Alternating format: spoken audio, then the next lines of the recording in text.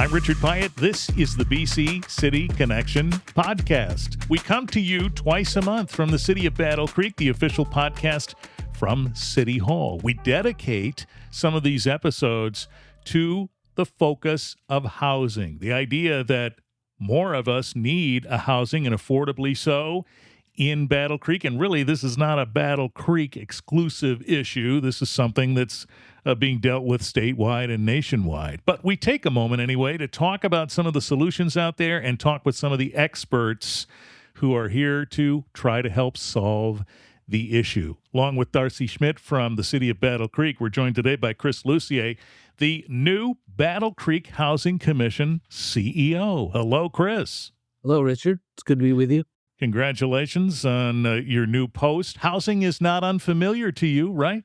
No, so I have a housing background going back 20 years or so. Previous to my position here at the Housing Commission, I worked for the Michigan State Housing Development Authority, and then for 17 years for the city of Battle Creek as well, doing housing work. So what has been one of the most prominent observations you've made about just housing in general? And as you come back into it, what stands out about the climate now? Yeah, so I don't think it's a surprise to anyone that we're in the middle of a housing crisis. And, when I was working for the state, there was just the governor laid out a plan to build 75,000 units across the state. And then that's the year that I started there, maybe 3 years ago. And then last year upped that to well over 100,000 units across the state. So there's clearly a need for new units, also a variety of housing units, new development, as well as preserving housing units. The state of Michigan has a lot of older housing supply, so preserving those units is an important aspect as well. And then just coming back to Battle Creek, I was away for 3 years, and coming back, I've been really excited to see how much new activity there is. And that's nonprofit housing organizations that were doing work when I left, but they've increased the scope of their activities. So new construction happening in neighborhoods where it wasn't happening when I was last here. And then also a far more advanced housing ecosystem that's attracting developers to do larger new development projects within the city. So that's super exciting. Glad to see that kind of activity and excited to be a part of it. Is that, do you suppose, a direct result of the state saying we need 100,000 more units, and so this whole effort trickles down? There's probably more to it than that, right? Well, I definitely think it's a product of the times we live in and what we're experiencing with the economy. So it's more likely happening in a variety of places. I would say before I left, there were efforts to create a more robust housing ecosystem in Battle Creek, and that was happening in nonprofit housing organizations. It was happening amongst builders. It was happening at the city of Battle Creek and BCU. The Battle Creek Unlimited. So a lot of different stakeholders in that conversation were active. The state shining a light on it and also contributing resources may have helped, but some of it's the marketplace. As the market heats up, our market's changed some, and it's made it more attractive to developers to come in and do some housing development. And I think a lot of the stakeholders around the housing issue in Battle Creek have been taking advantage of that over the last couple of years and capitalizing on it. So that's encouraging. And Darcy, this is what the city's watching, right? The idea that this challenge has to be managed, and the city's interested in knowing what those challenges are and how to handle it. Exactly. And that's the whole impetus to the housing strategy, and working with all these organizations and people that are working toward getting more housing built. It's important that we find out what the obstacles are when they are trying to build housing, and how can we help you with that? Yeah. So, Chris, how does the Battle Creek Housing Commission fit into all of this? What's happening there? The Battle Creek Housing Commission has been active in providing affordable housing opportunities since the 1960s, really. So they've been a player in helping families, close to 1,000 families every year, afford housing. We operate two main programs. One is we manage the housing vouchers. We can support anywhere from 600 to 800 families in a given year to make their rents affordable. And then we also own and operate public housing. So about 320 units of housing largely benefits seniors, folks with disabilities, and then our Parkway location helps families with children. Yeah. What do you suppose as you're absorbing what's going on there in your early days here? What are you seeing as some of the challenges associated with that? This can't be 100% easy. Well, I mean, there's a lot more need out there than we actually have units or support. So Yeah. that's obvious. I mean, our housing choice voucher program has a wait list. We're currently helping folks that joined the wait list in 2024. So there's incredible need. Our housing developments, however, are doing well. They're an option for folks if there's seniors or folks with disabilities looking for assistance or families.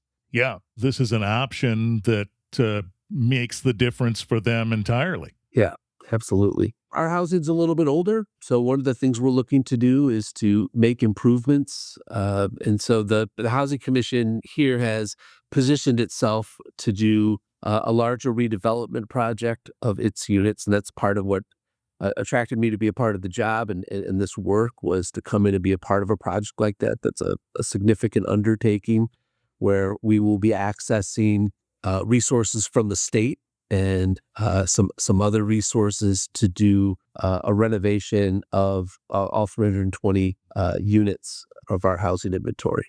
So looking forward to that. I was about to make a little bit of a joke. I'm sure there's a bunch of money just sitting there waiting to be spent on all that, right, Chris?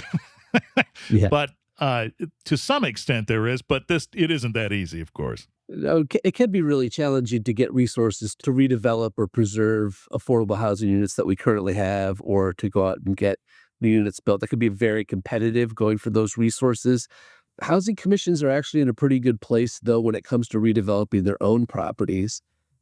They can access resources that are a little less competitive.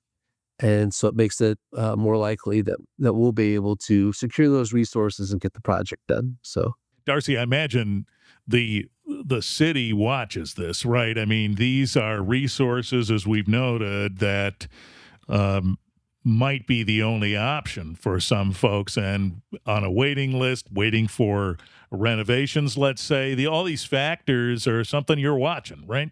Yes, and absolutely. And Helen Guzzo, who is our current community development supervisor, and Marcy Gillette, who was our former director in this division, have been an integral part of the Housing Commission. So to connect the two entities and be able to help on both ends, right? Yeah. And provide input. So, and Chris, I'm sure, was a big part of it when he was here at the city in one way or another as well. Yeah, the lines of communication have to be open, don't they, Chris? You have to know from a different perspective what the challenges are. You can also deliver information on that too, and so this is important.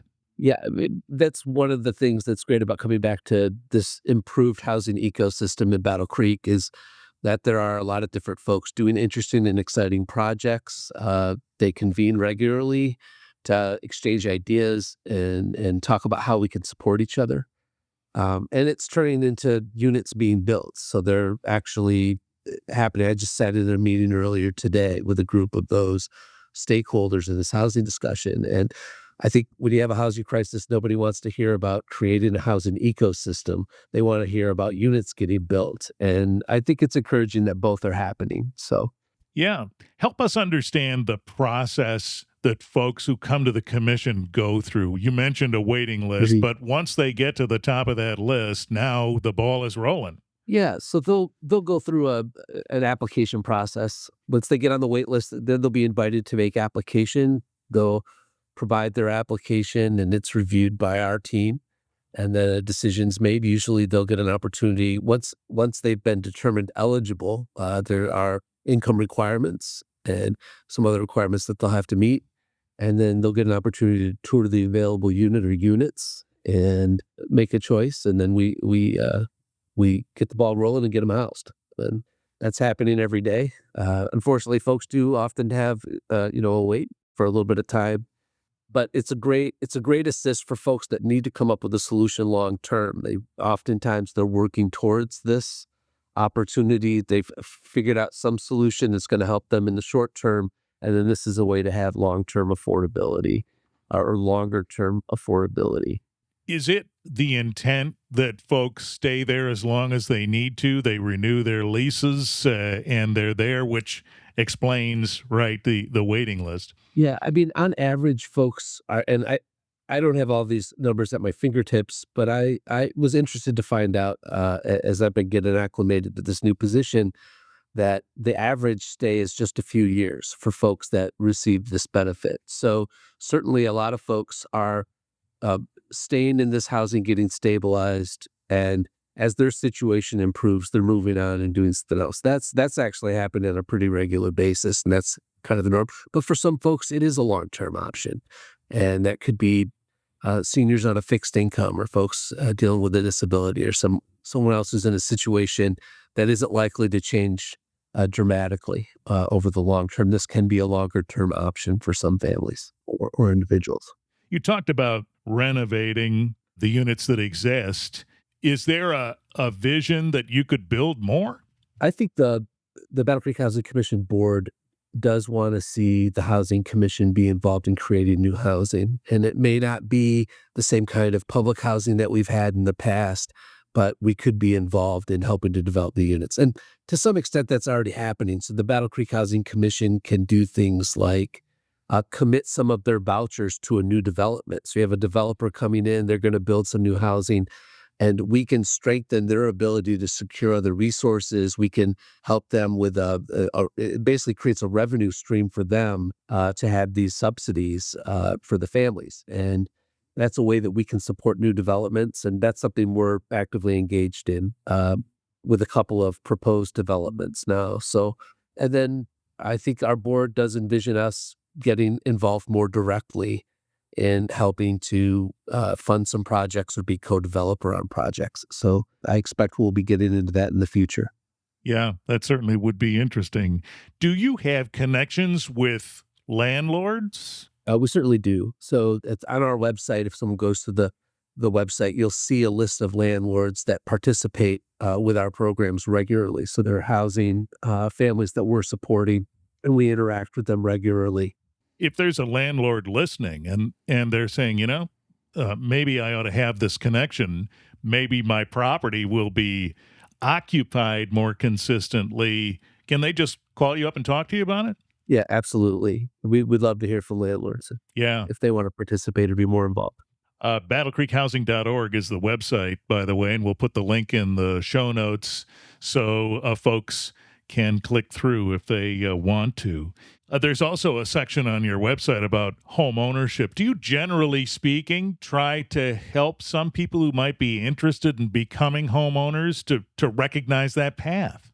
Well, I think it's an interesting opportunity for us at the Battle Creek Housing Commission. We have families, like we talked about a second ago, families that do well in our housing and move on to other opportunities. And it's certainly an area where we can help folks move towards homeownership if that's something they want to pursue. And our homeownership program is relatively small now. That's largely the result of the Battle Creek Housing Commission's success. They built hundreds of homes throughout the city of Battle Creek, modest-sized housing that folks went through that program, were able to become homeowners and have since purchased their homes. Oftentimes they'll rent them for a period of time. Part of their payment gets set aside to go towards purchasing the home.